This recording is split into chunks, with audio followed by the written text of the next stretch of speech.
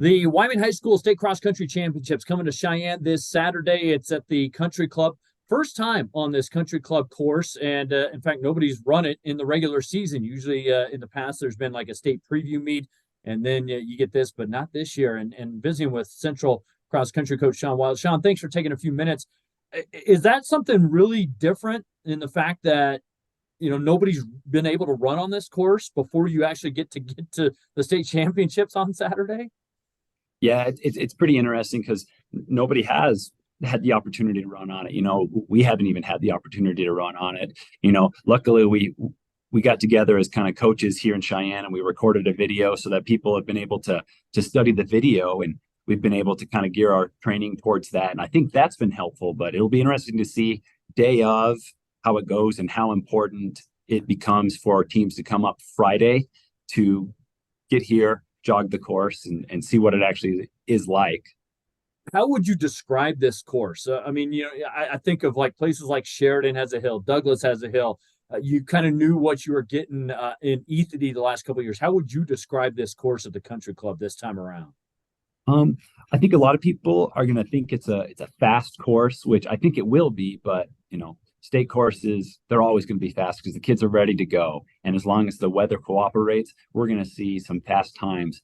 But I think there's a little bit of deception to the course, I think, because I think we're going to be a little bit surprised right before mile 2 with that hill that kind of happens right there. So I'm excited to see how kiddos will react when they get to that. When you're a coach and you're looking at a course, what do you look at in terms of, from a strategic standpoint? I don't want you to give away some of your insights, but what do you look at, especially on a new course, like something like this? You kind of want to pay attention to, like, if you got some narrow sections of the courses or some wide sections. If there's a sharp turn that happens right after that, it's going to be key on where you're positioned on that start line. Because if you got to fight your way over, if you got to make sure you don't get collapsed into, as well as, where certain hills are, if you got to make sure that your conditioning is based on making sure that you can change those gears mid-race and what part of the race it happens.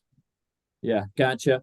All right, well, your girls are going for 3 in a row here. How do you feel about your teams coming into the weekend?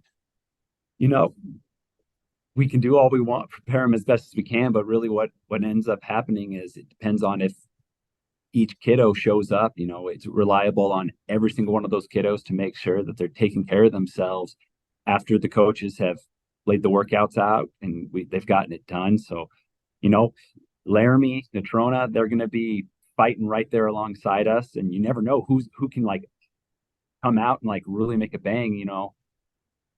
Cross country is fun because you get times and you kind of know where people are for the most part, but all it takes is that one day and one kid can make a huge difference in the team scores because they ran just absolutely out of their head.